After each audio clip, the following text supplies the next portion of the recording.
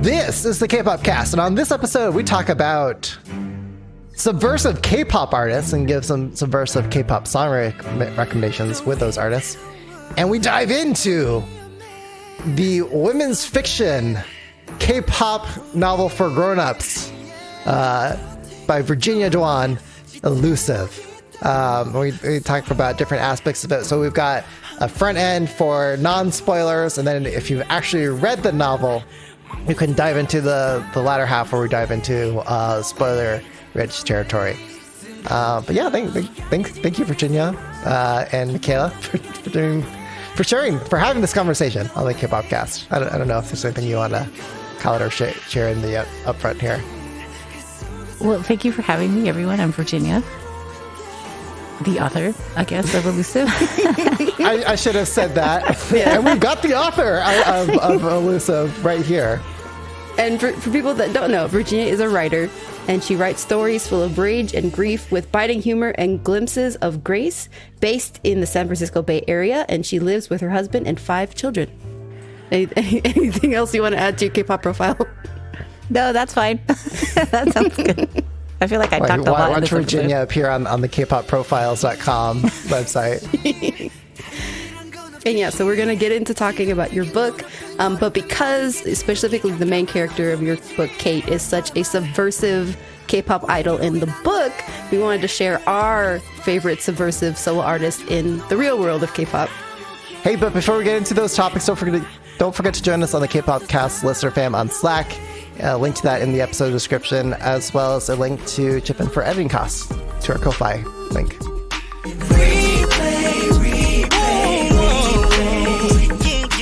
I'm Virginia.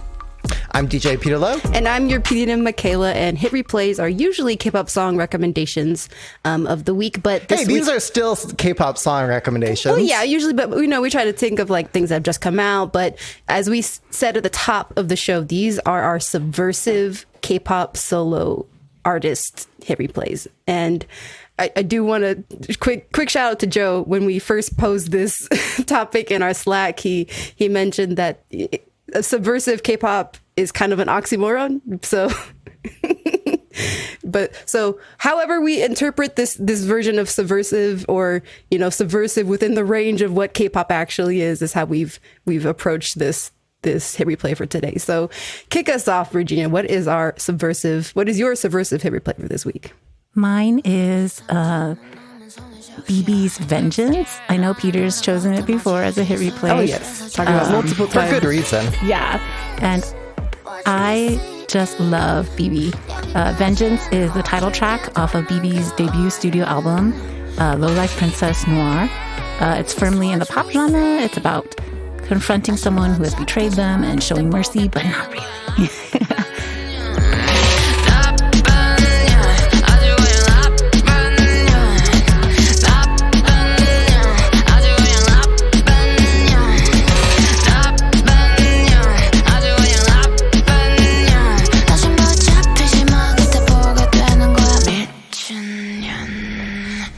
So some facts about BB. She was born Kim Hyung-so and is a South Korean singer, rapper, songwriter, and actress.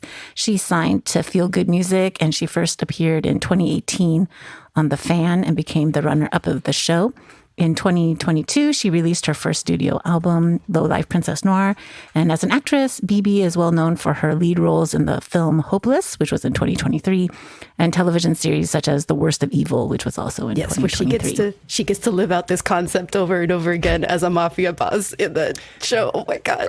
On Friday, Virginia, we were talking about subversive artists. Oh, okay. And we were like, which song did Virginia pick? And like we were saying, like the BB one where she's a mafia boss, like which one? Because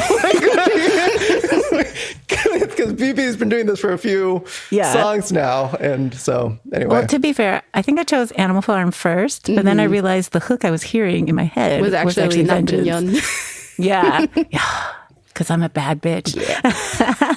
So yeah, the song and video are just so badass, and the hook is so catchy, and she's a gangster boss bitch, and she's hot and she's cool, and I just want to be her. And it's a good song. That should be her next like single, "Gangster Boss Bitch." Like that's the name of it. Like. So yeah, sorry. That's all I have to say. No, this is like BB is definitely one of those people. Like if you think of like specifically solo artists in K-pop who can fall into that subversive genre, like she has definitely done that in everything that she's approached with her music and across different spaces of like genre too. She's not just one thing. She's able to do it in multiple different ways. Mm-hmm. Like when talking about, what is it? The soft jelly candy? Bangyang. Bangyang. Bangyang. Subversive even that, I guess. Maybe? I don't know. Okay. Anything else we want to say about BB and Vengeance? I mean, I don't know if she personally is subversive. You know what I mean? Like, but I feel like her persona is pretty subversive, yeah. Right. So I mean, I don't follow her as a stan, if that makes sense. I just follow her music, but she strikes me as someone who has a particular creative vision and doesn't care if she goes. I mean, she can go wholesome, but she really, really kills, pun intended, the femme fatale sort of totally thing. Yeah, and she is definitely disruptive in the sense of like just the origin of her career coming from a small label. Yeah, Feel Good Music has the reputation of like Tiger, JK, and Tasha, but that's their own thing. So for her to actually come out from a small label and like make her own lane in the industry and become as popular as she is, like and like performing at Coachella and doing all these other international things, even outside of the realm of K-pop, like it's just awesome. I agree on her creative uniqueness and endeavor. What her album, like Life is a Bitch, like that. I just loved all the concepts behind that album. Such that we hotly debated it on one of our year-end episodes, and you guys overruled me, but whatever. Okay. Peter, what is your subversive pick then for this week? By the way, right before I dive into my pick, I just wanted to say that when, Michaela, you were describing like what subversive for K-pop and subversive in the world of K-pop being like, do you want pink hair or red hair? I was thinking like red lip, no. High heels, no. The CLC song. Forward like, up that was CLC. Subversive for K-pop standards. But anyway, and it was so ironic because they were saying like, well, it just means we can still wear these things. And anyway, we can choose, but we're actually going to do them anyway. Yeah, it was a little silly. That was subversive for K-pop standards. But actually, a song and artist who I wanted to say is legitimately subversive is Psyopa. or Psy. I guess what, as a male, I'm not supposed to say Opa, but you can call him Opa. It's pride. Okay. Oh, yeah, like in a daddy sense. Okay. Yeah. Or like as a top or bottom. So Psy. Oh, so my song by Psy is Gangnam Style.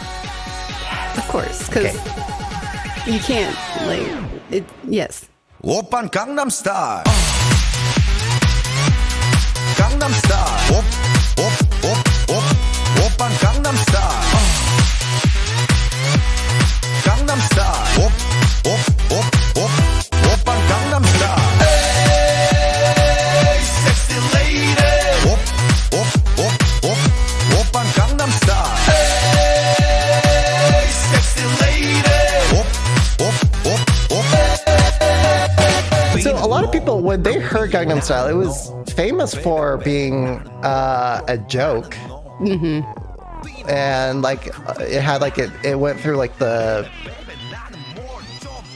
Western interpretation of like, what the hell am I watching sort of thing, and that's what made it viral.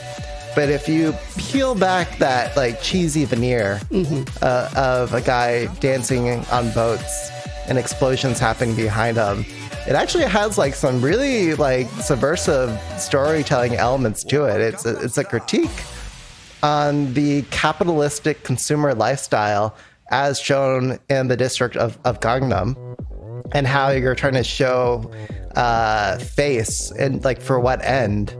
And so it's really Psy sort of critiquing a lot of that this is just empty and shallow and silly and ridiculous. It's almost like Dada art. So like I think that was really subversive. He did a bunch of other funny stuff, which is why I like him, because so much of K-pop is, especially in that like late Gen 2, early Gen 3 era, it was littered with like beautiful boys and girls. And then meanwhile, you got this fat dancing guy coming in, just blowing up on the scene. I thought that was disruptive, and I could get behind it because like I didn't care. Yes, nice abs and faces are nice to look at, but like having a fat guy dance and sing along, it was refreshing for me as a K-pop fan at that time. So for that reason, it was my hit replay. Oh, and by the way, if you didn't already know, Psy, he came from just to give like the quick Wikipedia article on him. We all know Psy. He blew up in the Western field on 2012, but before that point, he had been doing a lot of like satirizing and comedic songs. And he actually comes from a quite affluent background. Oh, so he was born into Gangnam. Yeah. So like he really knows what he's talking about. Nice. And I think his family, so his dad is the executive chairman of the DI Corporation. It's like a semiconductor manufacturing company. And semiconductors are really big in South Korea, and manufacturing semiconductors. Just look at SK Hynix and Samsung. They're like one of the leaders right now, next to TSMC. But anyway, so that's Psy. I don't want to talk too long, but that's my subversive hit replay. did you want us to chime in? If you have any comments, nope, we could just move on. This is the song that put K-pop on my radar in 2012. Yeah, and then one of my really good friends actually looks exactly like Psy. So he would dress up as Psy every Halloween and would like have his little kids and his ex-wife at the time dress up as characters in the MV, and it was great. But that's all I knew about K-pop until 2018. 2018, and then it was what your boys of BTS at that point? No, it was actually EXO. Oh, wow. You were in XOL before you were in ARMY? No. I was looking for Mando Pop. And XOL. XOM. EXO has XOM, right? And so that's how I got sucked in. And the algorithm did its work. And then I got sucked into BTS. Yeah, that's surprising because XOLs and ARMYs are like mortal enemies. Oh, well. I mean, I just listened to music. I didn't know anything about fandoms or anything at the time, right? So I just thought, like, this music is great. So, wow. And I like the visuals. So, yeah. All right. Michaela with the best subversive hit replay. All right. So we've been time traveling a little bit. So we started with BB in 2022, Psy with 2012. Now I'm going to take you guys back to the summer of 2003 with the it girl at the time, Lee Hyori, and her song 10 Minutes. Just want 10 minutes 내가 시대는 시간 순진한 내 속에 속아오는 남자들 baby 다른 매력에 흔들리고 있잖아 용기 내봐 다가와 날 가질 수도 있잖아. I feel like a lot of people, even like non-K-pop fans, have probably heard the song at this point. Like, it was trending on beauty TikToks for people trying to do like early 2000s Y2K makeup, like, and which is so funny to me because like when I think of Lee Hyori, like one of the first like subversive things about her, that at least when I was first introduced to her, was the fact that she would be going on TV and broadcast without makeup. Like that was like she one was of just so unnaturally beautiful. Yeah, I mean she kind of has the pretty privilege to back it up. Like, she's obviously gorgeous with and without makeup, but it was always so interesting to first be introduced to her from that standpoint of like how she approached the industry so differently. So for the people who have no idea who Hyori is, which is probably a lot of people still, because she's not as active as like a K-pop artist. She's mostly like an MC and does, variety and things like that. So Hyori was originally a part of the first gen girl group Finkel, which debuted under DSP back in 1998. So Finkel, for you guys that don't know, stands for Finn Killing Liberty. So they're gonna Finn as in like to the end of killing liberty, girls who are going to put an end to the killing of liberties and things like that. So they already kind of like, she already comes from a group that kind of has that Les Seraphim vibe. Like you could compare it to today of people who are trying to be a little bit more against the standard or against oppressive forces within like the industry. But the group itself was still like very bright, very cute, very like, you could compare like Finkel to like, like the new jeans of today, like very youthful images. So when they disbanded in 2002 and she debuted as a solo artist in 2003, she really shook up the space because she came out and she started this thing called the Hyori syndrome, literally, because she was so different from all of her peers, especially the peers that were coming out in 2003. So you think back in 2003, there's Boa was in her Atlantis Princess phase, and then you had SES members who were from SM Entertainment, that girl group, Bada and Eugene also debuted as solo artists. But they still kind of have those, not, the cuter, more Disney, like, let's just have fun and party, very safe images. Hyori, she comes out, she's so subtly sexy and sensual, and the hair is on point, and the low-rise jeans, and the low-rise jeans showing off the body, like, and her tan. To me. I think that was, the tan was something. Yeah, I mean, tan for, by Korean standards. Yeah. But she was tan for like what we could consider tan for K-pop at the time. And so she was just, again, they call it Hyori syndrome because she really was so different from what was coming out at the time. So like when I think of like subversion in K-pop, it really like she's one of the first generations of like where we can get a Jessie, where we can get a Hwasa. Like it starts from people like Hyori. Oh, she was in one of Jessie's songs too, right? Nunu Nana, yep. The MV? Yeah, because she was part of Refund Sisters. It was her, Jung-hwa, Hwasa, and Jessie were part of the iconic like four generations of divas of K-pop. Although I gotta, like, nothing on Hwasa. I really like and appreciate Hwasa, but Hwasa's seat should have gone to CL in that lineup. Oh, yes. Yeah, I'm not saying they're the only divas. But maybe they were the only ones that were like available at the time, probably. maybe CL's schedule is booked or something. Mm-hmm. Yeah. Yeah, I really like 10 Minutes. I play it all the time now. Mm-hmm. Even now I'll play it. Although most gigs I do it at, it takes a certain crowd to really get it, even with its like minor TikTok resurgence. Yeah, because I think also people don't necessarily know what it's about too. I think it's wait, what is it about? So if you think so to basically to summarize, she's like saying, I can get you in 10 minutes. So and she also mentions, I love this. She paints this beautiful picture of like she's in a club and she sees a guy and she's like, in the 10 minutes that the girl that you were sitting next to like gets up and walks away, like I'm gonna get you. Like obviously I'm much sexier than her. Her lipstick is trash. Yeah, I've broken a lot of hearts in the past, but I want you now. And I'm going to get you in 10 minutes. Wow. Like, that's the vibe of the whole song. Dude, to have that confidence. And that's what set her apart. Like she was so sexy and confident and assertive. And the one thing that Hyori will always do is speak her mind.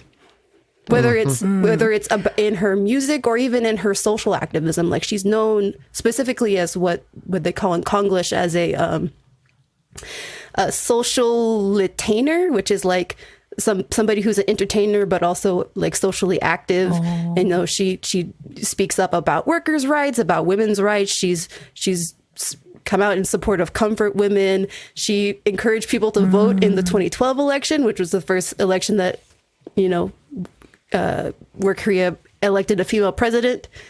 That ended up not going so well, but it was the first time, for a female president. So she's and not outside of her career, even like promoting things in Korea is like why she's like so for me such a subversive force in K-pop. I learned of this song because Suga from BTS loves this song, and he karaoke's to it, and he's really bad, but it's. I was like, I need to hear the original. And I was like, the original is so amazing. I'm just trying to imagine Chica singing to the song. Yeah, now knowing the meaning, it's about a woman trying to pick up a dude in a club. I'm dying. It's amazing. Yeah, it's on a Run BTS where they do karaoke. And I think I guess there's several Run BTS. Yeah. It's a more recent one. But now I have the song in my head. Thank you. You're welcome, which is why, again, it's the best hit replay of the week. Thank you. But bonus round. Right. PDM has to get another. So we did talk if about. you thought that was the best, just wait. Well, I have some, a few honorable mentions, but I think we can't, especially this week in the first week of June, last week of May, we have to talk about the most subversive woman in K-pop today, Min Hee-jin, because as of Thursday, May 30th, the Seoul Central District Court ruled in favor of her injunction preventing HYBE from voting her out of Adore.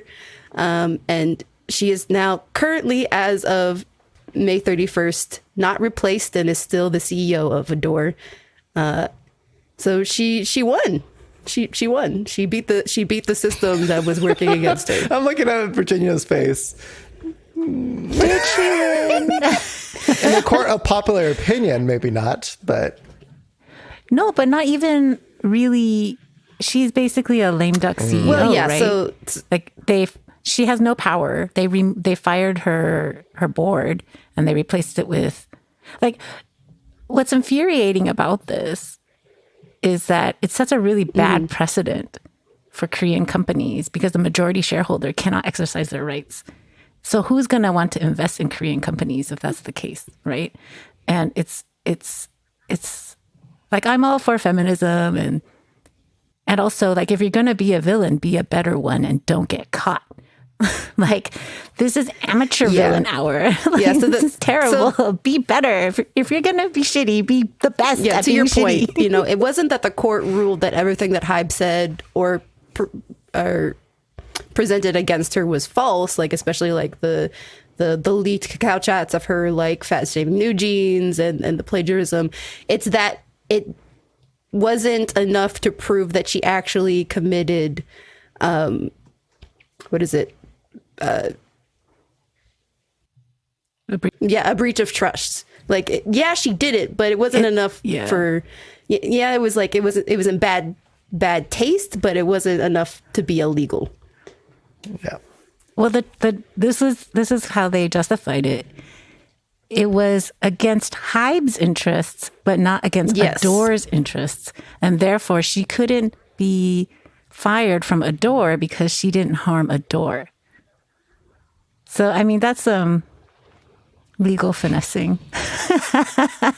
Yeah, and then other point, two directors from her board were fired and replaced by three of HYBE's people: the officer Kim Joo-young, chief strategy officer Lee Jae-sang, and chief financial officer Lee Kyung-jun. Kim Joo-young actually specifically was one of those people involved in HYBE acquiring Ithaca Holdings. Yeah. Which I thought was interesting that like he was one of the people that was put onto the Adore team to manage Min Hee-jin. Well, yeah, I just want to move us along here. We'll talk about the news a later time. I just wanted to plug Min Hee-jin and her song, like the Yada Yada cover that we did a while back. So anyway, that was our subversive hit replay bonus round. But we'll talk more about the news later. Let's dive in to the reason why we got Virginia here on this episode. So we always joke like, plug your book. You actually did. You wrote a book. So This book right here, this thing. yeah, well, I can't believe you bought one. what should we like? I don't know, like read off like a sizzle, like what is it, the back of the book or the what do you call it on the yeah. Oh, the blurb. I think that's what it is. You have under the quick. Oh, blurb. sorry. That's Yes. what's in the back Okay. of the book. Maybe I should just read this really fast, just so in case. So all y'all who didn't know, Virginia wrote a book called Illusive, and here's a quick blurb from the novel. So after 4 years of hell, Katie Wu is finally safe. Too bad her heart hasn't gotten the memo. When pop singer Katie Wu returns to Seoul after escaping an abusive relationship, her longtime friends, rapper Jung. Oh my gosh, I've been reading their names in my head. The entire novel. I don't know. I think it's Jung Do-won. Jung You think Do-won. it's your reality, Virginia? So you tell us like what it is. Listen, but- I have to have my okay. Korean friends correct me. Okay, so I think it's Yeah, I'm pretty sure it's Do-won. Jung Do-won. and singer Kitahara Akihiro, who are stunned by just how much Katie has changed. Her scars run deep, but even Katie is surprised by how often her trauma resurfaces, threatening her attempts to make music and find love again. At least this time, she isn't suffering alone in secret. Akihiro's determined to prove to Katie that she's nothing like her ex, while his bandmate Duan buries his emotions, focusing on his music instead. How will Katie overcome her dark memories and create a brighter future? So, read this book, take a peek behind the glamour of the K-pop industry, and join Katie as she fights to rebuild her life in the witty and steamy contemporary novel Illusive, part of her multiverse series written by Asian American author Virginia. Wait, I just realized this just now. Who added the MS? Wait. added that? I was like, Virginia I this is an official, like- motherfucking Duan. Yes. Okay, Michaela, you should have wrote that thing. Because I was like, what did this actually make it to print? But okay, Virginia, No, I added that. I didn't add that. Because I thought I was going to be reading the blurb. I'm sorry. You should have It's read okay. You did great, Peter. it. Okay, I tried. All right. I don't know. Where should we begin? Like, I mean, we've got our questions here, but like, what other like context we should provide to listeners hearing about this for the first time? We're gonna talk about some other stuff, and then we'll dive into spoilers. But like, Yeah. maybe like quick reaction. Maybe we should give like really quick reactions to the novel first, Michaela. What do you think? You know, we've covered a lot of K-pop related novels in the past, and I might be a little biased, but this is my favorite. Certainly among K-pop novels, I really enjoyed it. It was really, there was momentum, like keeping moving the story forward. I'll confess, like I think it was maybe it's just chapter 1. I was like, what year is it? I was so confused, like where I was So going. true. I think in the first chapter. I think maybe after that I got used to it. Yeah. But, I was a little, And so- that's why it's in my top, because I feel like it covers, especially from a K-pop fan perspective, especially somebody who's been a fan of K-pop for multiple decades now. It covers such a breadth of like the timeline of the industry that I feel like you can only really get from somebody as awesome as Virginia, who actually knows what she's talking about because she's friends with us. Oh, that's the reason why. Yes. Okay. No, it's true though. I think I learned a lot about Yeah, we're K-pop credited. through We're this in the back of the podcast. book here. You are credited, Yeah. especially you two. Right here, somewhere. One of these pages. Oh, there you go. That's for YouTube. Sorry, podcast people. But just to give a little bit more context for listeners who don't get the joke. So I was saying like there's multiple years because there's like I want to say like 3 or 4 different storylines that sort of, Yeah. I mean, you start to see them converge, but like at the start, they're kind of their own somewhat discrete stories, and they're separated by these moments in time. So I thought that was, a fun way of peeling back the onion, so to speak, of like, learning more about like Katie's struggles and where she's coming from. And I think that's what made it sort of like, racing to, like, as you're reading and you want to like, move the story along, it's like that, like, oh, this element was teased here in this, further future. Now let me read back in what was it, like, I forget which years, but like some of the earlier years, you're like, okay, I'm now understanding why. Yeah, and that's why like I can't wait to go back and reread, because like now when you get to the end of it, you have so much more context for even little things that were teased. Yeah. Yay! No, I know it's a tough. It's tough on multiple levels because it's nonlinear. There's multiple storylines. There's all these like quote unquote foreign names, right? There's a lot of Korean terms like hyung and oppa and nuna, 선배님, and baobei even. So I can totally. Right? Oh yeah, there's Chinese too. There's baobei. It includes a lovely glossary for people to understand these terms more. Yay. Sorry, I keep doing visual things because we're doing video. So for audio listeners, Michaela just showed up on screen, like the glossary in the back of the book. But yeah. Okay. But so Virginia, how did you start writing a book? Oh, well, Or here, how did you get started with writing in the first place? Oh, well, I think I've always been a writer. But like as a kid growing up in the 80s, it really wasn't an option. There was like 3 routes to being a writer. You were a fiction writer, which I didn't quite understand how to do. It seemed hard. And I think the next thing was like a nonfiction writer, and that seemed really boring. And then I guess journalism was also nonfiction, but like flashier, but seemed really difficult. So yeah, it never occurred to me that it was a viable career option, and not because of like stereotypical Asian American things like your parents saying, oh no, you have to be a doctor. It was more like I just didn't foresee a future where the internet would happen and everyone would need a writer. And so but I think I've always liked telling stories. I was obsessed with New Kids on the Block. So I wrote like stories in my head about like how I, as a 12-year-old, would have met up with Joey McIntyre, who was 16. Yeah. And it was all very innocent because I was 12. Or like I would watch television shows and try to insert my own storyline. How could I be in like He-Man or She-Ra? I was the triplet that was lost. Aurora instead of Adam and Adora.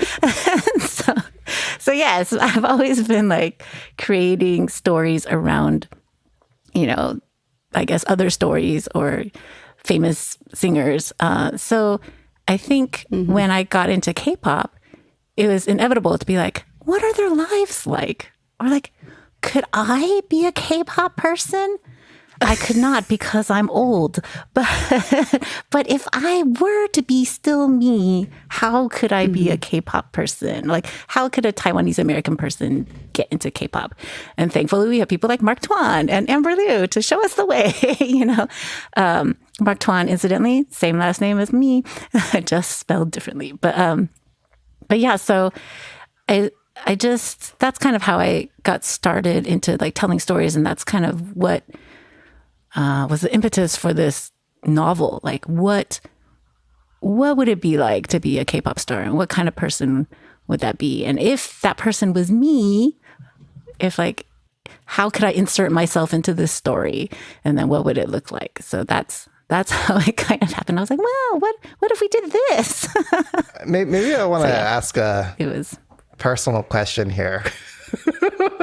All right. I was going to ask something different before this interview, but after hearing you say that, if you don't mind me asking, how much of you is in Katie?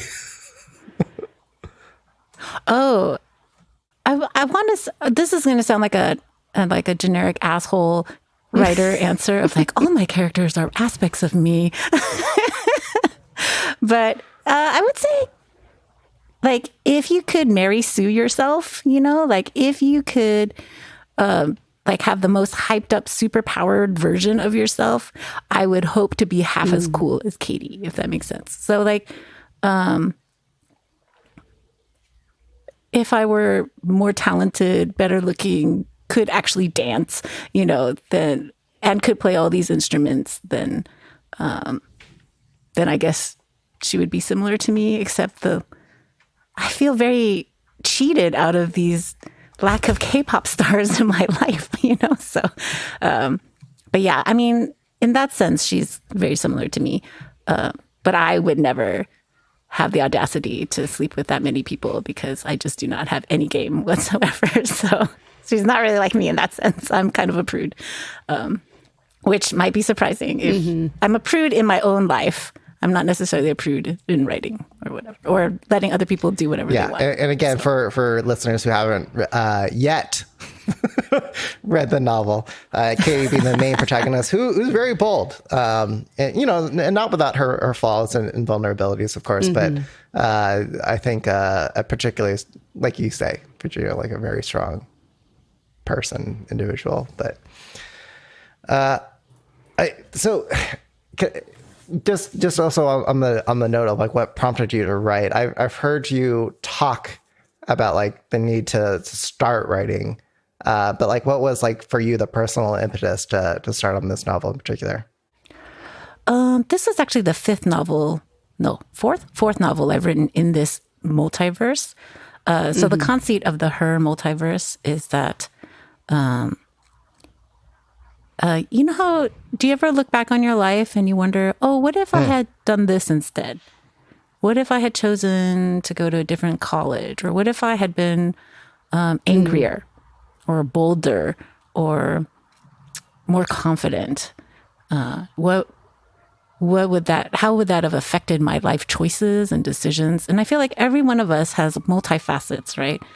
And if we lean into those more, how will that influence our decisions, right?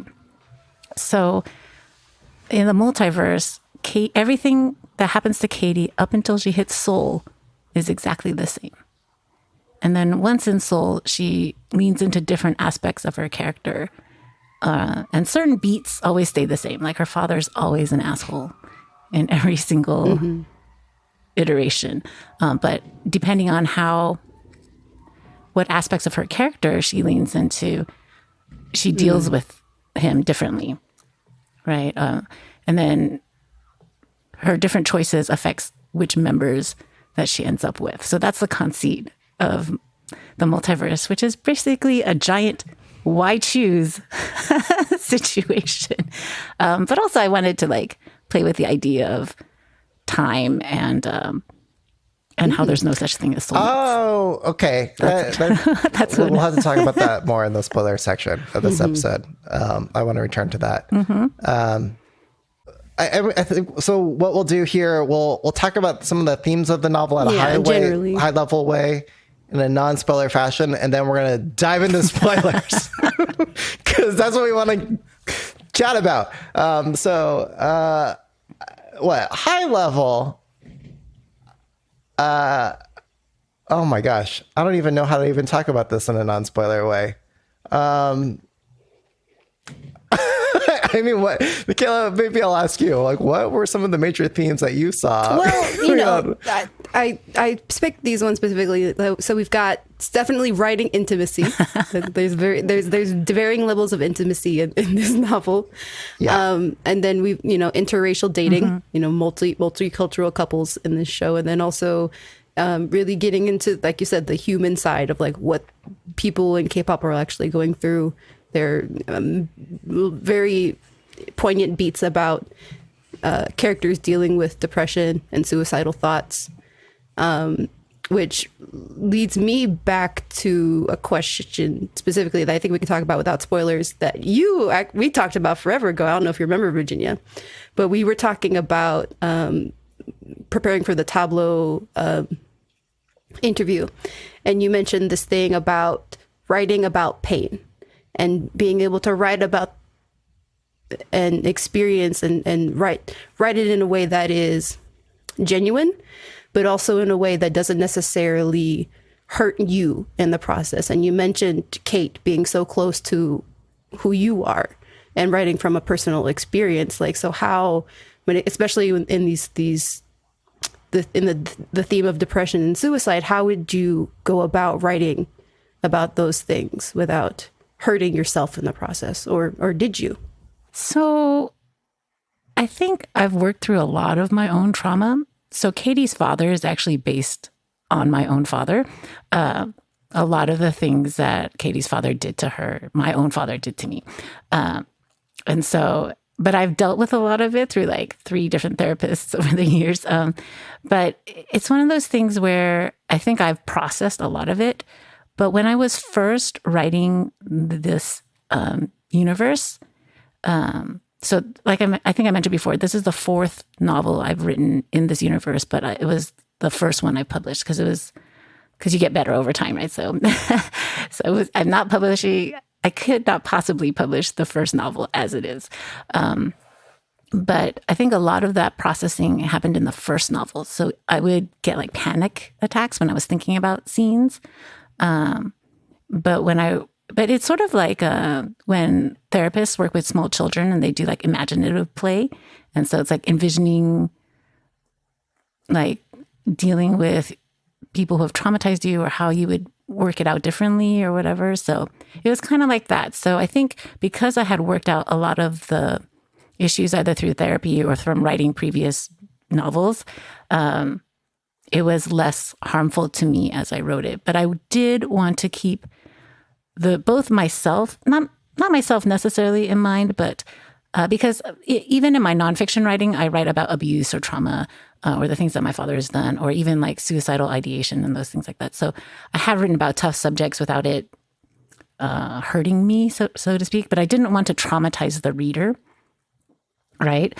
And I'm a firm believer in that you don't have to see something bad happen in order to know that something bad happened. So I tried to show the violence off screen or off page, I guess, off book in this sense. And I tried to show only glimpses of it, and I tried to depict the horribleness of what happened to her by how she reacts to things versus necessarily drawing out what people have done to her.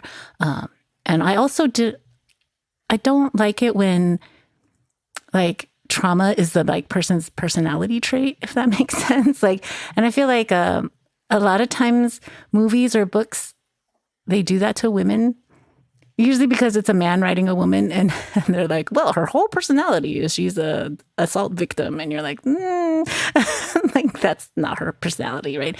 So I wanted to be mindful of that too, to treat people who have been hurt and abused in a careful way, but not dishonest, if that makes sense. So I think it was delicate or trying to figure out a good balance about it. I think another like macro level theme I'd point to in a non-spoiler way is just that a lot of other K-pop flavored novels or young adult novels that we've read before really lean into the like idol versus the company dynamic, or maybe a lot of the cliches that you hear around like, oh, well, you can't be like dating, can't be caught dating sort of thing, or what's another one? But like, like all the things like, if you've been into K-pop for a couple of years and then, you learn about like, oh, well, these things are unique about the K-pop industry, and then making that the main plot device and focus of the story. This, I felt like it just took things in a very different direction. Like, yes, there are like stars and producers here, idols and producers here. But that wasn't as much the focus of the story. So I think in that sense, like it was more refreshing for me to read. And like really, at least when I was reading it, like the thing that I was forcing me to kind of like race ahead and reading it was just more like the interpersonal dynamic between a lot of the characters. So that's I think maybe not a theme, but like just something that I enjoyed about reading this book versus maybe other like K-pop labeled like novels out there. It could be because those novels were probably romances, but this book is technically not a romance, if that makes sense. So Yeah. even though there's romance elements, but it's because romances are usually main female character, main male character. There's a meet cute or a meet hate or something, right? And then the story's about their love story and how they get together. But this is, I guess, it's called like women's fiction, where the emphasis is on a person's journey versus so that's probably the difference you're detecting. And there's a place for romance, which we all love, or I love, and there's a place for this sort of whatever I just threw at you. Yeah, absolutely. Women's journey. But it's not clear to me now that you've said that. I think it's funny you say romance, and like I'm trying to think of like romance novels my wife reads, and like maybe it's not romance as it is like erotic fiction. So I was pausing there for a second because like there's a lot of very explicit sexual scenes in this book. Yes. It's Which really leads me to so when it comes to how you approach writing intimacy, I feel like there's usually this dynamic of showing something that's meant to be just like sensual versus sexual, or where it's like one's meant to be like tantalizing in your parts, and then one's meant to be tantalizing in your heart, you know? So when it comes to how you approach each of those scenes in the book, kind of like where was your kind of like guide for like how you were explaining each scene or writing each scene? okay. So in general, I hate writing smut, which might be surprising since I think both of you thought there was more smut than the normal books you read, whereas this is actually on the lower end of the type of books I read, I guess. Okay. So I think Peter mentioned erotica. Erotica is actually, I think, just straight up. There's not often story. Nothing. It's so it's in its separate category. Because like even like Bridgerton has sex scenes like this. Maybe not as long. Ooh, is that a sex joke? But like Bridgerton, like Regency romances, all these, I think they're called open bedroom door romances, and then there's closed bedroom door romances. So closed bedroom door would be like R-rated, they fade to black, and then open bedroom door would be like NC-17 kind of thing. But not. Well, I guess maybe it's closer to. Because it is pretty explicit. So maybe not NC-17, but a little bit higher rating. And Michaela, as for your question, because let's see. I try to make sure that any explicit scene, any like bedroom quote unquote scene is trying to show something, and I don't mean sex. I mean like it needs to further characterization, and further the plot. So yeah, I think my personal opinion is I don't particularly enjoy reading books with like more than 20%. 20% is like pushing it. So I try to keep my scenes limited, if that makes sense. Yes. So I don't know if that answered your question, but they're really difficult to write because I don't know if you want to try this exercise at home, folks, but try and write an explicit love scene and you'll realize everything sounds stupid. Like Yeah. And like how many times can you use a different word for like a penis or a vagina? And then pretty soon you're like, is this a medical exam? Like it just, but then if you use like slang terms, you're like, what? It's just all so cringe. Like it's really easy to write bad sex scenes. And I'm not saying I write them well or write them like. I personally think my sex scenes are not that exciting, but I think compared to the things I have read, and I'm just like, yo, I'm not down with those types of things. I'll write it, I guess. I'll read it, but I don't think it fits these characters in this situation. But yeah, I don't know how I got my train of thought got derailed. Sorry. But yeah, it's very difficult. And that's why I hate it. And I think it takes like 10 times longer for me to write any sort of explicit scene than it does for me, like a conversation where they're making fun of each other, because that's so much more enjoyable to me. No, I think, and there were a lot you- of conversations, the making fun of each other conversations in this as well, and they were fun, cute. I guess maybe it's just, so this is me like being the caveat for like the general K-pop listeners out there.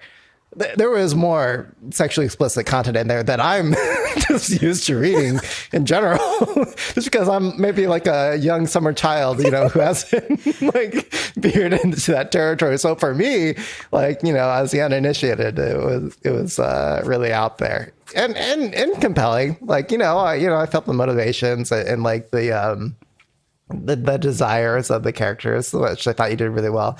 I think the other thing, I don't know, just like as a straight male, just kind of seeing like the female gaze, so to speak. I was going to ask you about that.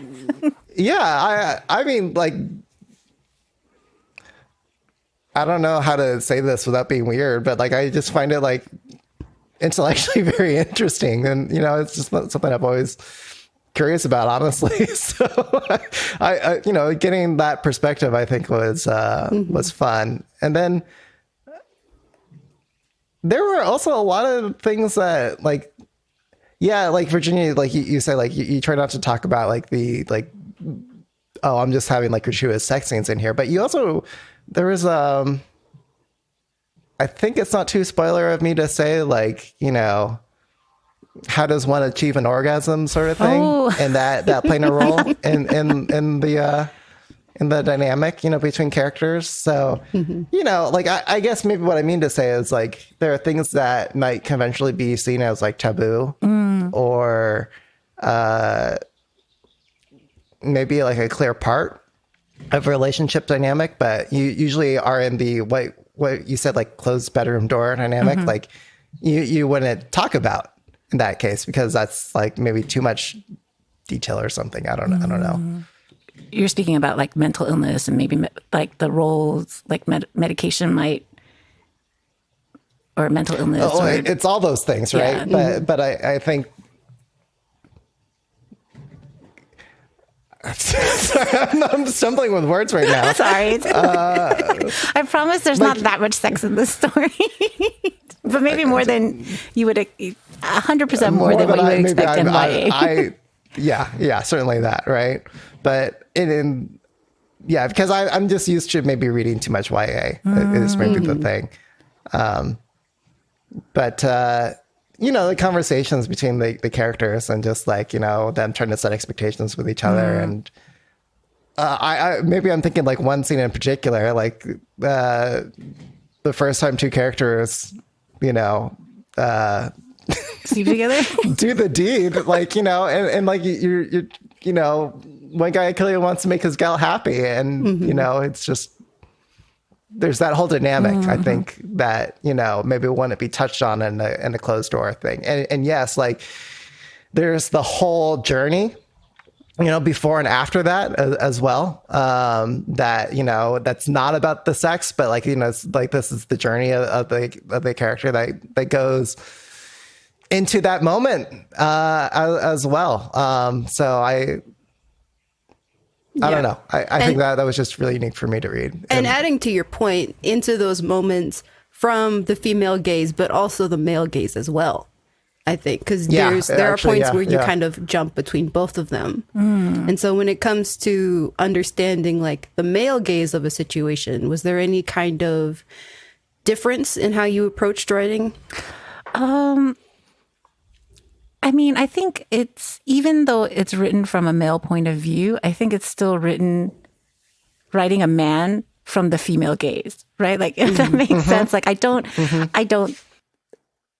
like, I think a lot of the conversations that they have about negotiating sex and boundaries, I don't know if people actually have them. Like, I feel like that's a huge fantasy. I hope people are having these conversations, but Right. I don't know that people actually do. But like, yeah, so I don't necessarily know if I wrote men realistically, especially K-pop idols realistically, because I think we would all like to think our oppas, well, to me, they would not be oppas, but like these K-pop idols are like the paragons of society, but they're just regular people, right? Some of them are great and some of them are shitty and some of them are just normal, like 80% people, you know what I mean? Like, so, so I would have to assume that a decent portion of male idols might, like, we would all like to think they're all sensitive and caring about, you know, the other person's feelings or how they're doing. But I really don't necessarily know if anything, if you're a male idol, you would probably feel more entitled to taking whatever you want, right? Like, so. Yeah. So any male idols watching or listening, go read the book and let us know. Yeah, and hit me up, and we could do, you know, first person research. Yeah. Kidding. Only apply if you're sugar. Yeah. So. Can I talk about interracial dating before we move on to Yeah, let's do it. moments? Because I think, again, turning a question back to you, because this is something that we talked about with Fatima about, you know, the fact that you have a lot of interracial couples in this book. And so I'll ask your question that you asked to her. So how did you navigate approaching those different characters in respect of their cultures? Like, how was your process for that for you? So I'm not Korean. I am Taiwanese American. So that's pretty easy for me to write Katie's point of view because I am also, she is also Taiwanese American, raised in America. And as for Akihiro, he's Japanese, but then moved to Korea for his career to become an idol. And Doan is Korean. So it was difficult because I didn't want to misrepresent cultures or people's expectations. And so I hired a cultural editor. And she read the book like 9 times, I think, just like make sure. And then even then we missed certain things. There was a scene at the beginning of the book where one of the characters gives Katie a housewarming present and suggests knives. And I had just, but it's actually very superstitious. It's both bad in Chinese and Korean cultures to give people knives as a housewarming gift because it or a gift in general because it represents that you want to cut off the relationship. And so I didn't catch it. And so this was a last minute catch from one of my friends who read it as an advanced reader.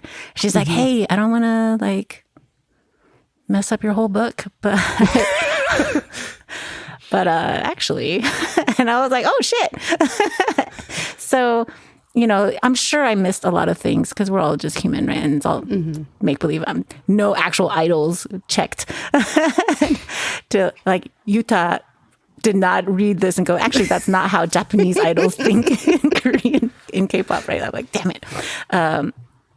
So I try to be as careful as I could to talk about like the experience of being foreign or learning another language or just the culture shock. But hopefully any mistakes are mine and not my editors or friends who read it in advance. So that's what I tried to do. And I did a lot of research as much as I could. So what, maybe last theme before we dive really into spoilers? Sure. Sorry. What, do we want to talk more about the human side? Like I know we touched on it a little bit earlier, but like just like the complex,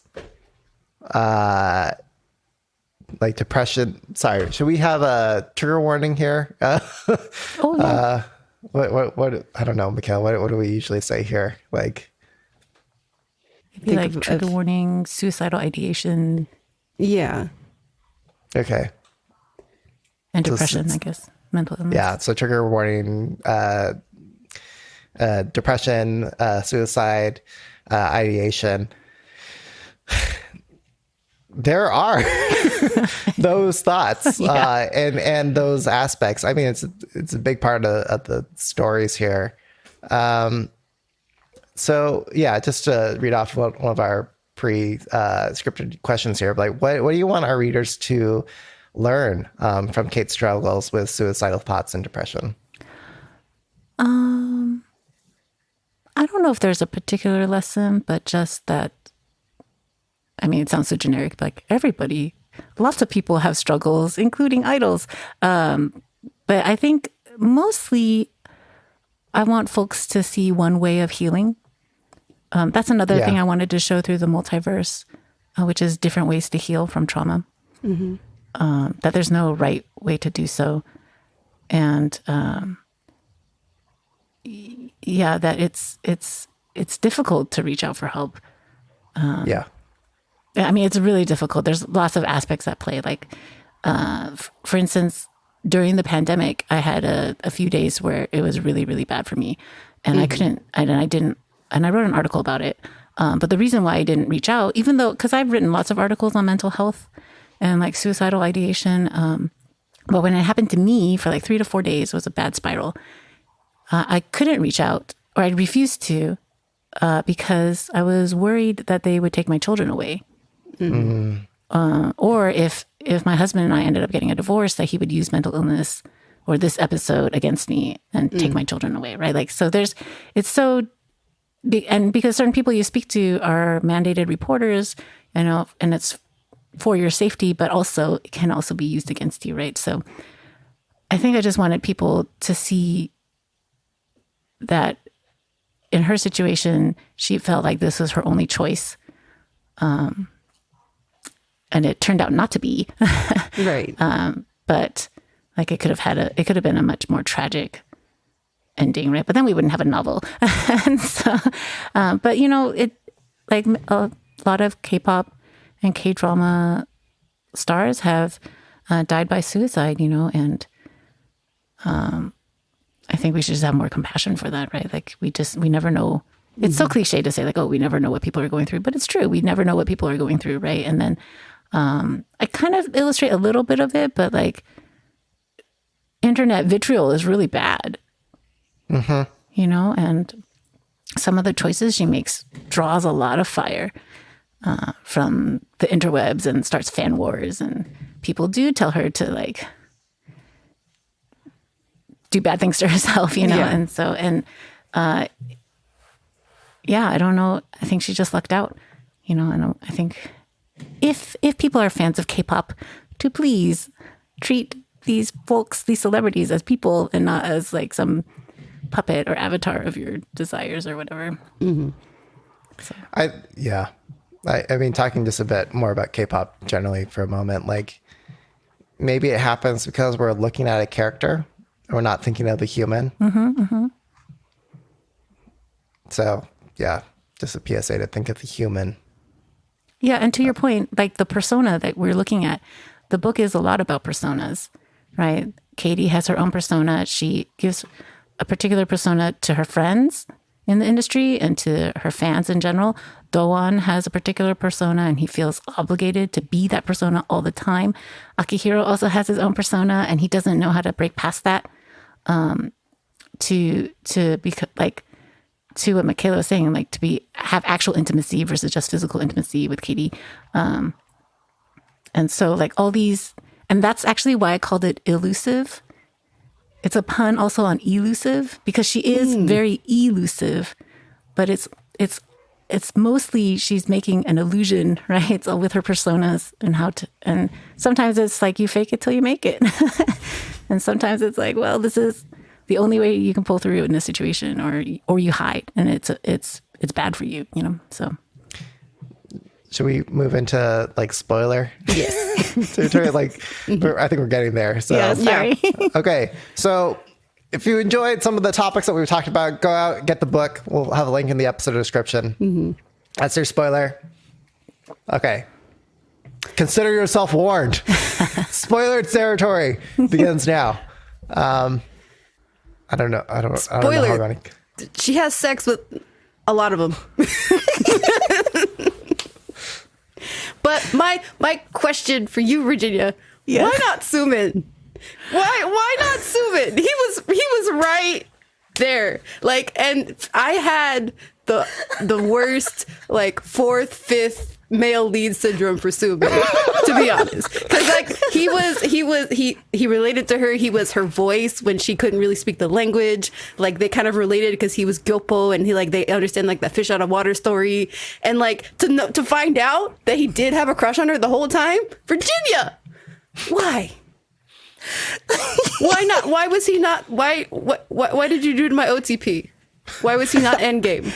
Well, if you wait long enough and read enough of the epilogue. books in the series, he too will have his day in the sun. Okay.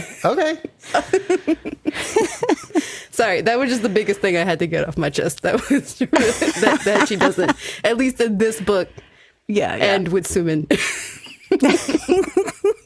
You're going to be mad a really long time at me. I'm sorry. Damn it. Okay.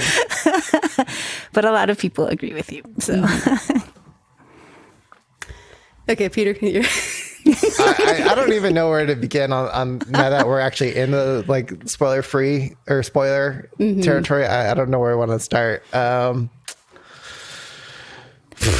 do you have favorite characters, favorite moments, people you wanted? Like, a lot of people love Alton. I have friends who are like, I bias Alton. Where's Alton's story? And I'm like, oh, okay. See, that's the thing.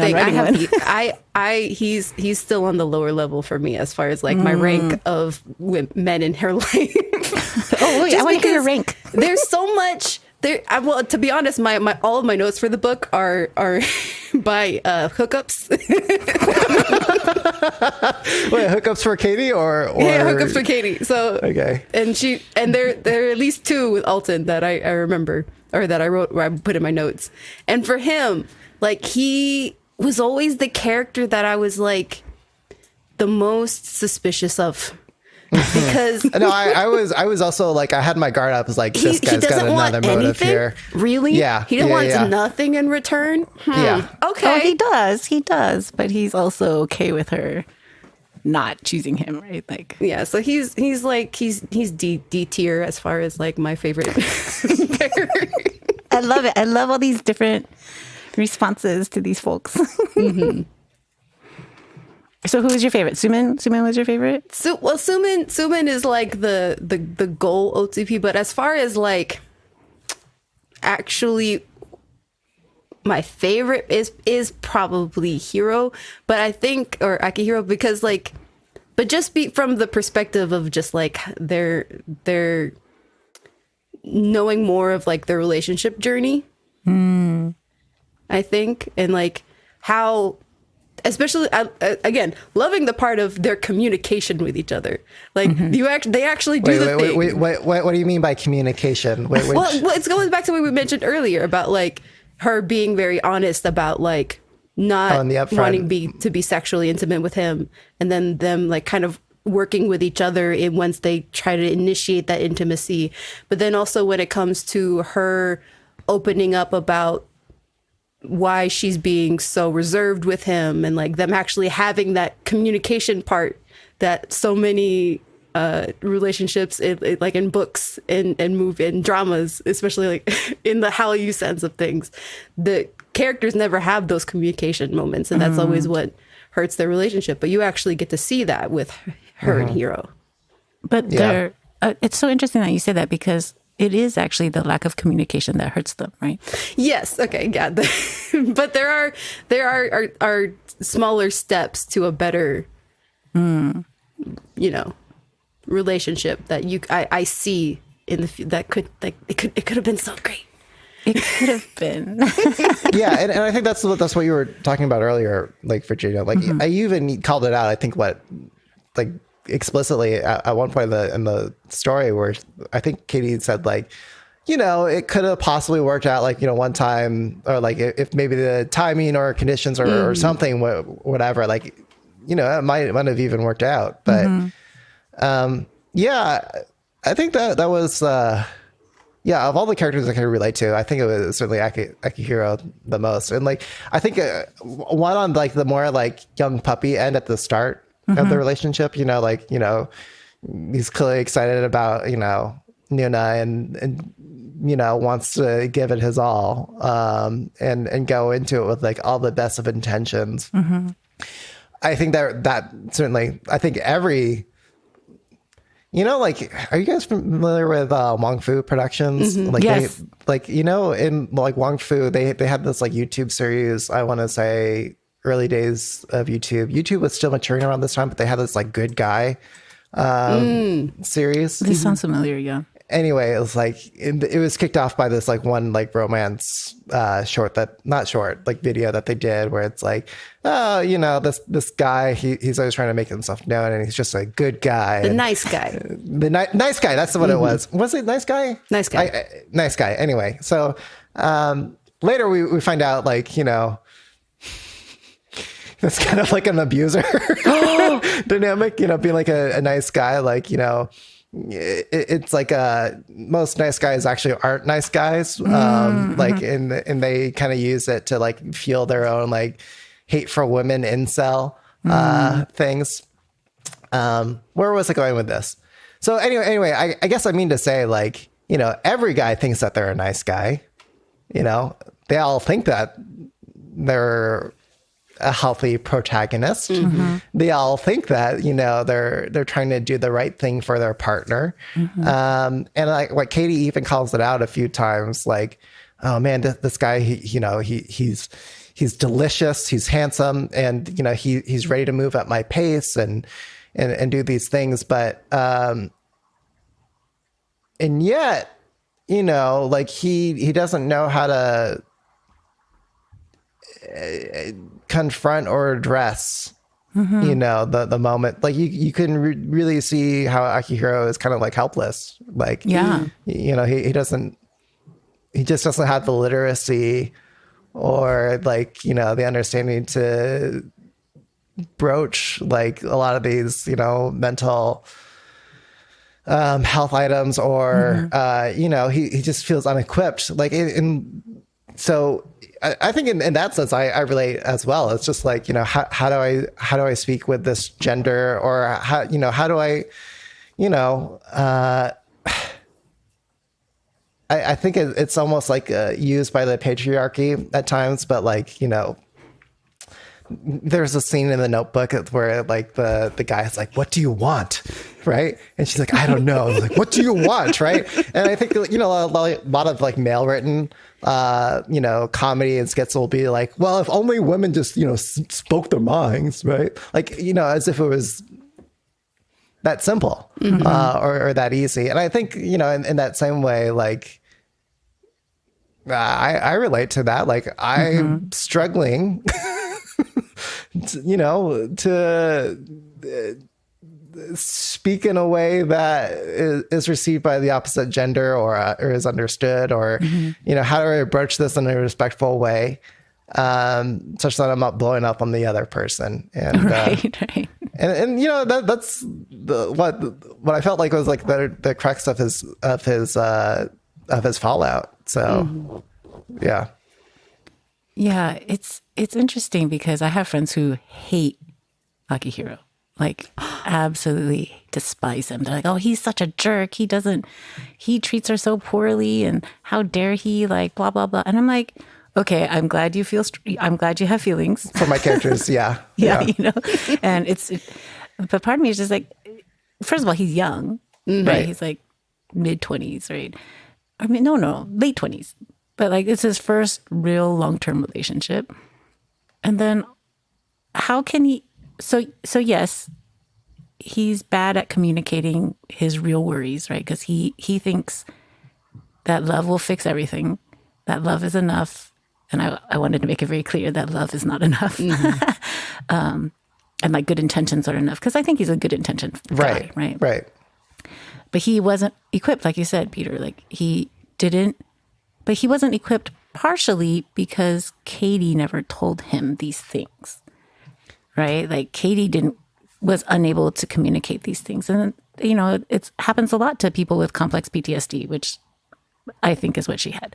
And so she was unable to explain her triggers or like even really know how to deal with it. Because, you know, sometimes you just want to move on from something and you don't realize, like, you think like, oh, if I'm just away from a bad situation, it won't affect me. But, you know, that's the problem with complex PTSD. You never know what kind of can play into that. And so part of it was like Katie didn't set him up to win, you know, and not that it's her fault or her choice, like that she could have fixed things if she was fixed or whatever, but like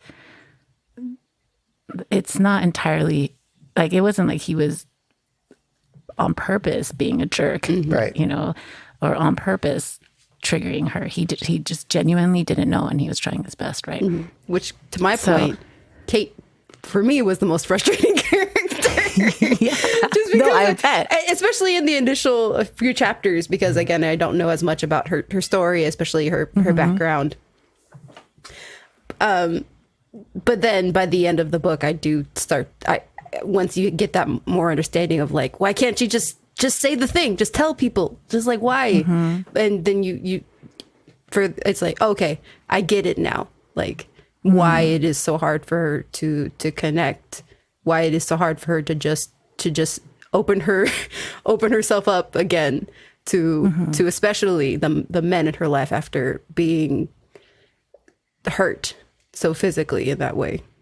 I mean, I'll add, like, as a straight male reading it, I felt like I was getting those hints. Well, I mean, Virginia, you said you wrote this from like what was it? Like a guy's perspective of I forgot how you described it earlier, but like The female gaze of what a male gaze would be. Right. So, but there were times, right? Like, you were hearing Kate's thoughts in an indirect way, like, oh, she didn't want another man controlling her life, right? In the same way, like Tony has. By the way, Tony, like every time I read Tony, I was thinking, like, you guys know that internet meme of like that, like Chinese like manufacturer trying to speak in an American accent, and okay, really random reference. Where are you going with this, Peter? I don't know. But to me, like, Tony was like, wow, we're really going full on gangster here with Tony. Gangster. Anyway, but like, I felt like the explanations were happening in the moment, like as a straight male. It was for me to empathize, with Katie's like situation and understand, she's not just blowing up because, she's a woman or she's on a period or whatever, right? She's like, not just like you're emotional. seeing, yeah. Yeah. So that made me not hate Katie. I mean, she is a rather unsympathetic character. I think I made her that way on purpose at the beginning because I feel like a lot of hurt people are incredibly unsympathetic, right? Because like they're just, because they're hurt, right? That's how, and I think that's why I started off a lot of the book with, from like Akihiro or Doan's point of views, because I want to kind of shut the reader out, and so that they feel very like, what is going on? Right. Why is she such a bitch? or like, probably she has a good reason, but I don't know. But I think like, I don't know if you intended it or not, Virginia, but like narrative wise, like it felt to me that there was a very heavily implication. There are reasons. Yes. Like, it wasn't like I was writing this character off right away. It was like, I knew from the onset, I don't know, like maybe some of the narrative, I can't think of a specific example, but like just from the get-go, I could tell. In this, by the way, I went into this cold. I didn't read the blurb, so I didn't like know what I was reading. I'm so sorry. No. I don't mean that in a bad way. I just mean that like I was really just going into it blind. Like I was even like guessing like, oh my God, like does Katie commit suicide? Are we going to like hear about like her postmortem album? Like, Right. I was really wondering that, like, at different parts, like, how like when you start like, the album, the track list, I'm like, oh, is this a postmortem like album? So like, that would, Yeah. That was as a blind reader going into it, I was like questioning every turn and like, oh, does the main character change now? Or I didn't. Anyway. Yeah, that was the great gift about not telling the story linearly is the fact that you have those scenes with Tony where he is abusive to the point where you fear for her life, and to know that we've already seen what happens after that was great. Yeah, I think that's one way I wanted to assure the reader. Yeah, I was like, all right, I was like, wait, what year is it? Oh, okay, 2003. Okay, I just read 2025, so we're good. Yes. Yeah, I think I wanted to show also like how our past informs our present, which also informs our future. Right. And so we, at all times, are all possibilities, all our timelines at the same time, right? Like this moment.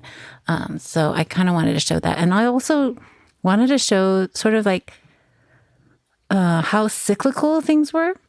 So similar things showed up in both like Akihiro and Doan with Katie, or even with Tony and Katie, right? Like similar situations came up and were mirrored, but how differently any of the characters reacted and how the difference in reaction changed what happened, if that makes sense. So that's why I like playing with time. The second book is also told very non-linearly. I apologize ahead of time. I think I actually struggled to empathize with Doan. Like, I at times was like, Katie is like emotionally cheating on her boy.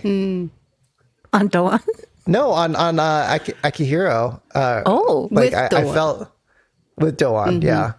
Or maybe I was reading the years wrong. But like,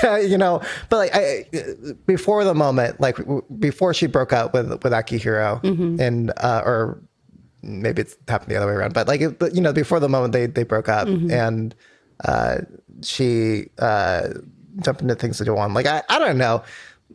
Again, maybe I perhaps placed myself too strongly into Akihiro's perspective, where I was like, my boy. But I mean, like, obviously he's got his issues and, he's not perfect either. But like, Is Doan then your OTP? OTP, what? Is it OTP one true pairing? Or, sorry. Yeah. So like the favorite person that Kate ends up with was Doan for you. Oh, no, I was going to say the opposite. No, okay. I struggle with Doan is what I'm saying. Like I mean, yeah, he was a great guy for Katie and all, and they had some really steamy scenes and whatnot. But like, I don't know. It felt like, I think what Katie even called it out, like, she had to kind of process everything, and she didn't want to be like a repeat of that to him. But it's like, but our boy Akihiro, was, not that he's entitled to it, but it felt like he was, deprived of like the evolved Katie. So I'm curious, did you expect Katie to end up with Akihiro? No, I wasn't expecting that either. Oh, okay. But You just wanted justice for Akihiro. I guess. I don't know. Akihiro even said it about Alton at one point. Like, he's like, this is Akihiro, like looking at Alton's, and like Alton's like, a really likable guy. It's part of what makes it, all the more reason why he didn't like it. Maybe I feel the same way about Doan, honestly. Like, He's too good. God damn it. Yeah, a little, but also like, I don't know what, there were all those times, right? Or like, okay, Virginia, like maybe a critique is just like, Okay. like, Doan had all these like perfect moments to be like the nice guy, to be like, oh, Akihiro said that to you. Like, or like, oh, he did that? Like, what? Like, and there was a chance for Doan to be the hero and the good guy. But he doesn't. I think it's because, one, I don't want to make Doan an asshole, but two, like, I feel like his friendship with Akihiro is still stronger than his friendship with her, right? Like, he has known they've known each other for a really long time. And he's just getting to know her. Like, I feel like it's a very bros before hoes kind of thing. And to clear up the timeline, they don't actually start working together until he breaks up with his girlfriend, or his girlfriend breaks up with him. And she and Akihiro have been broken up for a bit. But yeah, it's messy. I know. I'm sorry. There's no satisfaction because I think life is messy, you know. And that's what I was definitely getting at. It's like I think you were, what I was interpreting when reading this was that was your point. Like, you were trying to illustrate to us that, you know, even with, like, you know, people going into it with the best of intentions or whatever, like you say, life is messy. Yeah. And so you're going to have these dynamics and the things play out the way they do. But, like, you know, that doesn't mean I can't feel for Akihiro. Totally. You know, like, I don't know. Again, he's not morally owed anything, but I feel that, you know, empathy, like, you know, who's done wrong almost. But when I was first writing it, I debated on whether or not who she would end up with. Because, yeah, I was like, well, it would be neater if, it would be a lot more like you tie up the plot in a very nice bow if she and Akihiro can make it work, right? Like, true love does conquer all, you know, with enough therapy. Sure, but I would even add that it was the right move not to have, you know, her end up with Akihiro. I think, you know, from a writing story point of view, it would be disappointing, I think, if she did end up with him. Interesting. But again, I feel for the guy. I feel bad for him too. Yeah. Because he tried so hard. Right. You know, this book is so sad. I'm so sorry, everyone. No, I really, yeah. If I could transition us then to our next question, which I think is a little bit more fun. I am very, very curious. So, when this book eventually gets picked up by Apple TV for syndication into a drama, what is our cast looking like in your vision? Like, Dude, who is Kate? Idea. Who is Hiro? Who is Doan? Because you know, like, in your ideal casting. Okay, the first person I would like is Alton to be played by Daniel Henney. Ooh. Yes. I love that. I need to look these people up. I literally Suave rich man. imagine, like, a Daniel Henney, like, kind of guy, and especially, like, older, more suave, more mature. Yeah. I can see that. I think I was imagining a similar body and face when I was hearing this. Yeah. Is Doan J-Hope? He's modeled after him to some extent. Yeah. Wow. Good guess, Michaela. Not entirely, obviously, because I don't know J-Hope. And I have no idea what he's like in real life. But yeah, like, I feel like the band is very similar to a lot of the popular band. Like, I feel like the makeup of it seems very NCT-esque. You know what I mean? Yeah. Like Korean Americans, Japanese members, Korean members. So does that make Aki officially Yuta then? Oh. Because that's the thing is, like, at first I also think of Yuta. But then just, like, the physicality of Aki feels more like Wonho, you know what I mean? Oh. You think of him as that buff, huh? Maybe that's just me as aspirational. But, like, I was thinking of Kai because Kai was also a ballet dancer. Yeah. But Wonho is a hoe, and I feel like Akihiro is a hoe. So I understand those vibes. Okay, what about Kate? Kate, I don't know enough actresses that are, like, young Asian American actresses enough to know. Yeah, I don't know. I'm terrible at this. I'm so sorry. Well, Bibi. I know technically she's not Taiwanese, but yeah, she's got that. She could do it. Although I feel like she's too cool almost.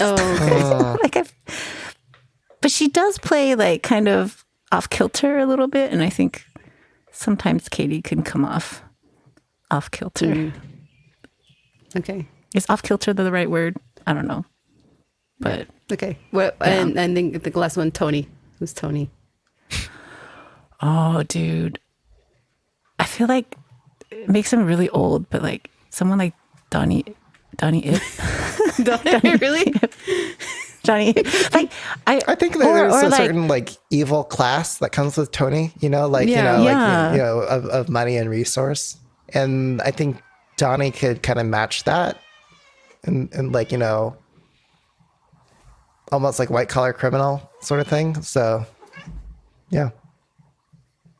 Sorry, Michaela, I cut you off. I think. No, I'm more curious about like what Virginia's vision was. Yeah, I mean that's kind of what it is. Either him or what's his name? Who's the like main one car Y guy? He was in like Crouching Tiger. What's his name? I know his name. Why can't I remember his name? I know all my references are old people. I'm so sorry because I'm old. Yeah, speaking of old, I think the other thing that bothered me, Virginia, sorry, was like when at one point in the book, people were calling Katie for being like in her like middle-aged life, and she was in her 30s or something. At the time, I was like, what? Oh, or is that supposed to be more like a comment on how the entertainment industry and K-pop fans say people in their 30s? Yes. Okay, I see. Yeah. I was thinking of Chow Yun-fat. Oh, really? Because I feel like they're all really from Infernal Affairs, right? Like they're all like really classic Hong Kong businessmen. They can look like that, and they like can seem suave, but also like underneath they're really dangerous. I didn't picture Tony as like flower boy. I pictured him more like stocky. Not that Donnie or Chow Yun-fat are stocky, but like just unconventionally attractive, if that makes sense. Like, Okay. there's like a gravitas to them and like kind of like a don't fuck with them vibe, even though they're clearly like a different generation than Tony is, because Tony is also in his like late 30s or whatever. But yeah, I tried to show the toxic and good sides of K-pop fandoms in the like tweets. Yeah. Yeah. Because I feel like that's the fun part of fandom, to see Twitter, or I guess Twix, X, I don't know what it's called. Twitter.com. I'm going to call it by its government name. There you go. Yeah. So I tried to... Oh, I'm curious. What did you guys think of like all the lyrics and the like reviews? I'm going to tell you, like, I've never been so frustrated to not be able to hear songs that I think I would like.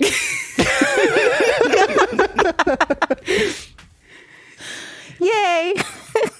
I would like someone to write these, please. Thank you. Especially when you have lyrics and like full album concept breakdowns and track lists. I guess maybe a quick question for that one would be as far as artist wise, like when it comes to Chimera and Kate's sound, like who would you assign to them? Like who is Kate's sound and who is Chimera? Oh, Doyen. Sorry, you mean? Doyen. I know. So, fun fact: Doyen stands for like, what does it stand for? It's okay. It's K-pop. Something Acronyms don't mean anything. Yeah, but it's like something of youth, eternal nation, right? Dreams of youth, eternal nation. But Doyen actually means an old person. So I was like hoping someone would notice. That's my like little Easter egg joke. That Easter egg. And then Chimera I kept because again it's elusive. It's like and chimeras are like illusions. Yeah, Chimera being the Anyway, sorry. fandom name of Doyen. Yeah. Yeah. Mm-hmm. So I think Doyen sounds like who would they sound NCT? like? Not as noisy. I know I'm using noisy wrong, Peter. I'll pretend I didn't hear it. Yeah, I want to say like I know this is like some cross between BTS and EXO. I'm sorry to the fandoms that hate each other. To be honest, that's NCT. Maybe to more. me. Oh, but I feel like NCT has way more discordant songs. True, they are neo technology, Like but Sticker. I think of when I think of like compared to like the evolution of NCT versus EXO, NCT was where the rap line got serious. And I feel like that's where I would apply that that's true, that's BTS true. aspect to them of like the rap line being like serious about like performance and execution and actual lyrical quality. I think I imagined Akihiro's album to sound a lot like Taemin. Oh, Really? oh, Yeah. see? Love that. Okay. Because, Taemin has like really like dramatic. Yeah, and especially like even Yeah. Taemin in Japan too, specifically. Like I can completely imagine that too as well. Which he's like 10 times more theatrical and dramatic in Japan. Our good little Catholic boy. And Katie reminds me of like an Asian Tori Amos. Who? Tori. Do you know who Tori Amos I is? should. Hang on, I'm looking at her right now. So she wrote like she was one of like the alternative music, like Lilith, like pre Lilith Fair, like she's old, but I feel like she reminds me of like Tori Amos crossed with like Alanis Morissette, okay. who wants to rap. Good. And also performance, like dance involved as well. Oh, I wouldn't say she's a good dancer. I would say she tries real hard. But no one would be like, Katie's a good dancer. Well, then right? Like from performance side, so that's what she sounds like. What when you imagine how she performs, how would you compare her performance? I would probably, I don't see enough. I imagine her like more like Jessie, because it's not that Jessie doesn't dance, but she's not known for being a good dancer, right? And then I would Not like a Chungha or a no, she's not nearly good enough. No one would be like, oh yeah, she's a great dancer. Maybe who's that? Who did is it Soyeon? Seattle? She collabed with RM and she was on PSIC. It wasn't Jen Soyeon, I don't think. Jun So-yeon has a bit on P-Chic. Sesonyeon? The rocker, the rock band? Yeah, Sesonyeon. Yeah. Yeah. Oh yeah, okay. Or so Like- Sen Neon, or but it's Sesonyeon. Yeah, I kind of imagine her like that a little bit. Okay. Like, because I should have used her as the subversive, because I feel like they're kind of like alternative, but like rebellious, but also like a good girl. I don't know, but kind of like, and also because she plays a guitar, and like instruments and stuff. Got like it. that, So, listeners, while you're reading the book, play Sesonyeon and NCT and EXO and BTS and and Taemin as BGM as you're going through the story. or just whatever music you want to hear. I mean, I've just had like miscellaneous thoughts from reading. What was that therapy technique used? Oh, EMDR. Yeah, that Is was that a my real first thing? time being introduced to that. It is as a real concept. thing. That was interesting. Yeah, I can never remember what it stands for, because I do research for things and then I promptly forget everything because New Kids on the Block's birthdays occupy all my brain cells, which is sad but true. But yeah, it's a real therapy, and I actually had one of my friends, actually, her psychiatrist, therapist, psychologist, is named after one of my friends who also practices EMDR, and yeah, it's a real thing. I checked. I did a lot of research for it to make sure, and I had people who have both undergone EMDR or who have done or who practice, who are the person who is the doctor in the situation, read over it to make sure it was depicted accurately, and because I don't want to misrepresent something as important as that. But yeah, it's a real thing, and then you can do it with like injuries or trauma. I think it works best. It doesn't work as well with complex PTSD. So in that case, I was stretching the truth a little bit. But it can work with it. And I think it works better with like isolated moments versus like abuse over a long period of time. So it works best on like, oh, if a particular incident happened, and then it works on, but something about the eye movement between left and right, they do it with like sounds or clicks or even light. Something about, you don't even have to talk about the memory, just even thinking about it as you do the rapid eye movement, it processes in your body for some reason. And so they say it can take like 6 to 8 sessions and you're good. Wow. Right? It's amazing. I was like, how come this was not told? I didn't know this was available. If it was, I would have probably tried it, Yeah. When I was reading through the timeline of like the therapy sessions, I don't know, maybe this is me like incorrectly reading in between the lines, but I felt like you were trying to tell us something like this is how it should be. Like for example, her first session, it was traumatic for her and a lot, but like, I don't know, my read of it was like, this was like an 8-minute or super, not including the getting ready for it, but like, just the actual bridging up to the trauma itself. It seemed like a super short session. And then the doctor was like, okay, this is a lot. Let's just cut it off here, and really try to make her feel like in control of, like, okay, let's call it here. Or I forgot how you had it described, but it's just like asking a lot of questions, letting the patient decide how they want to take it forward. And I felt like there were moments like that. I think maybe it was also like other smaller things like, searching for a condom or something, right? Like it was like these moments where I felt like you were trying to say like, this should be the norm.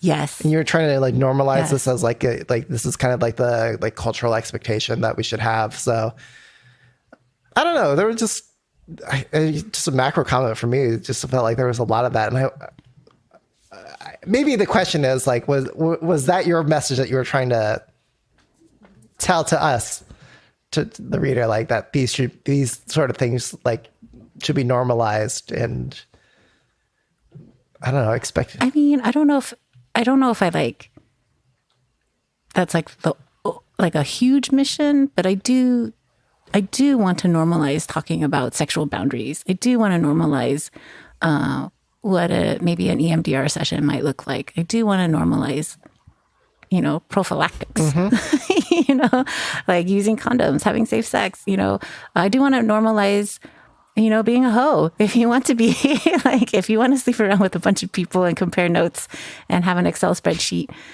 you should, otherwise how can you keep track? I feel like I want to normalize a lot of things that maybe people don't do. Like, I don't know how many guys actually talk to each other about, their insecurities about their girlfriend. You know what I mean? Like, I feel like they shared a lot. Like, Akihiro told Daejung a lot about their sex life, right? And I don't know if To a point where I know women do, but I don't know dudes do. Yeah. Right? And too, like it was happening so much to the point where I felt like maybe there was even like a breach of trust, like in Akihiro's, trust and investment in the relationship to be kind of sharing so much. But yeah. But I feel like women tell their friends a lot of details. So, we don't know who Katie told. Katie probably told Mina a lot. I think I wanted, I mean, it is a fantasy, right? Like, and I would like the fantasies to include safe sex and talks about boundaries.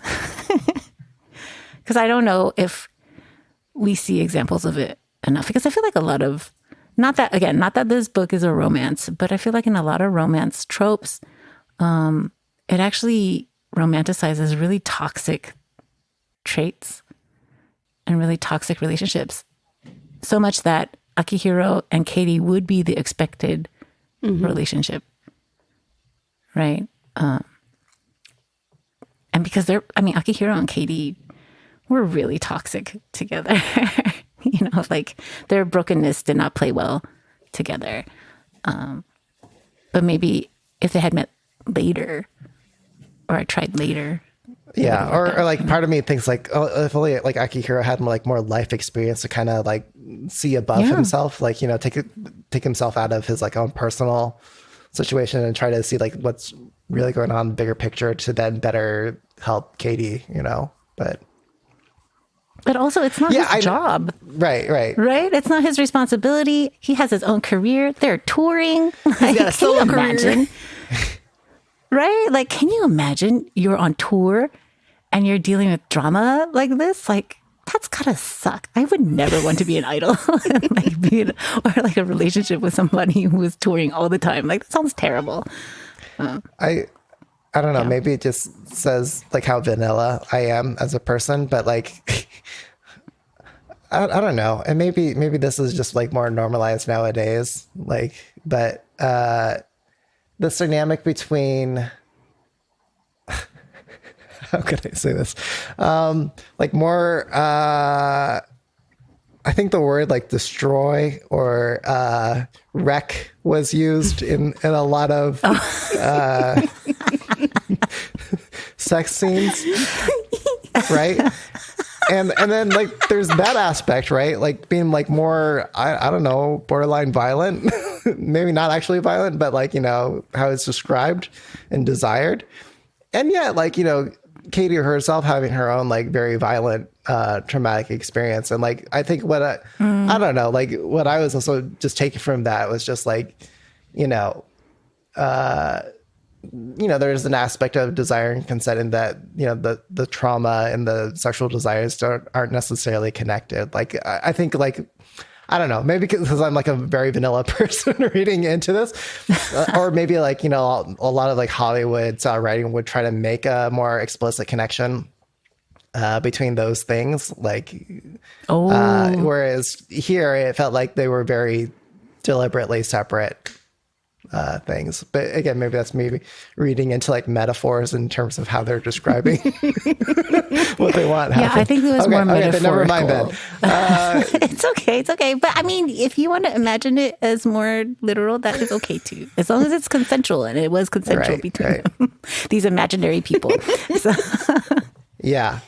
And I felt like I was hearing your voice on a lot of the jokes. I felt like I was hearing Virginia. Right. That's the benefit of us knowing you while reading this book, because I also have those moments of like, oh, there she is. There's that snark. Yeah. Okay. Well, anything else? Anything we didn't say that you want to say, put on the record, Virginia? I think ultimately I want folks to be prepared when they go in, because I don't want to hurt people, because there are a lot of difficult themes. But I tend to like books that depict scary or hurtful things in a limited environment, if that makes sense, so that you can process these emotions in a safe space, if that makes so I feel like it for those, I don't know if listeners are familiar with like hurt comfort stories, but that's kind of the category it falls into. Like, people are hurt and you find comfort in their healing. So yeah, I think I want folks to like treat themselves gently as they read it, and also that they can feel comforted at the end, if that makes sense. Like, and also laugh along the way, I guess. It's not all horrible. I promise there are really funny parts. Like, I feel like Yejun is my favorite. He's such an idiot. He's so stupid. I love him so much because he's so dumb. And so flappy. Yeah, he was my third, fourth male lead, but he had a girlfriend, so I was like, oh damn. Yeah. Oh, I thought it was funny at the end in the epilogue. You're like, her children were like Asian parent fantasies or something. Like, what was it? Like a tax accountant, software developer. There's something else in there, but like, it was like, okay, Virginia. And then, like, and then Yejun's kids are like actuaries, which I find so stupid. And then they're like so disappointed that their children are so boring. I don't know. I just thought it was really stupid. So I included it. I'm sorry. There's no real reason other than I just thought it was funny. Like it's just such a ridiculous, preposterous situation. Like, of course, Asian parents would be happy about this. That's what it seemed like. It seemed like when I was reading it, I was like, okay, you just listed off what you want the Asian parents to want in their children, but they're like creative. They're like, how dare you? So I don't know. It was like you had to end something like so heavy with something a little bit ridiculous, I feel. Yeah. Oh, maybe. Sorry. Another random question. How did you find time to write this? Like with like all your children and stuff. So I ignore my children a lot, and also at the time I didn't have a baby, so I think I wrote the vast majority of this in 2021. Oh wow! and part of Okay, I didn't 2022. realize. Wow. Yeah, and then I did a lot of editing. End of last year and beginning of this year. So that was a lot harder because I had the baby. But it was around like 70,000 words at first, but it ballooned, or 75,000, and it ballooned to like 96,000 words because I had to fill in a lot of backstory. So I was like, oops, my bad. It was mostly Katie's story, and everyone's like, who are these dudes? And I was like, oh yeah, I guess they're important. Whatever. They're just window dressing. As they should be in life. Let's hook up number one, offense, number Peter. 3, 4, and then 6, and then comes back to 3 again. Yeah. So there's so I do include Easter eggs in every book where something always, like, no matter what timeline, these things always happen. So that's just a heads up for future books to see what are the things that are. I think there's like about 10 of them that always happen in every single book. So I'm just curious if Eagle Eyes can find them. Challenge accepted. Right? Dun, dun, dun. Now you must collect them all. Okay, let our listeners know where they can find you. Grab your book and find your other upcoming novels. Anything else that you want to share there? Oh, yeah. The second book, it's also standalone. You can read them in any order, or you don't have to read the other ones if you don't like to. It's called Waitlist, and it will be out, I think, in October. And it will be Katie, Jae-sung, and Daejun. Dun, dun, dun. I know. Michaela's face is great right now. So there's a preview of it on my website, virginiaduan.com. And you can follow me on the Twitter and Instagram at @TheMandarinMama or VirginiaDuan_official. Oh, and you can buy my book on Amazon. Ebook or Or a paperback. lovely physical paperback copy. Hold it in your hands. What's the best platform, like where people can give you like the best like percentage of a kickback? Oh, Okay. it doesn't really matter. It's all the same. I would prefer people. I would prefer people to choose the thing that they Sorry, want. I'm not trying to get you in trouble with your different editors. Or Oh, no, publishers or it whatever, doesn't- but- No. I self-published. So, I mean, I guess the ebook would technically give me more, but I like physical things. So I'm not going to discourage you from buying a book with such a pretty cover that my friend Joyce Clark made. 시간이 지나갈수록 좀 망가져가기만 해